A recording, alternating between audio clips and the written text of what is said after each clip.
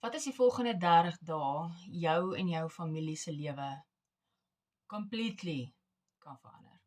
As jy moeg gewag vir payday, net om by payday te kom en dan is daar 2 dae later nie meer geld in jou rekening nie. Imagine jy kan wakker word met die wete dat jy altyd geld in jou rekening het, genoeg geld in jou rekening het vir alles. Niks meer stres, niks meer sente bymekaar skraap vir 'n brood nie. Net cashflow, heerlike cashflow dag na dag. Nou daai tipe vryheid kom nie van harder werk nie. Dit kom van slimmer werk. En die volgende 30 dae kan jy daai skuif maak. Dit kan die begin wees van daai skuif vir jou.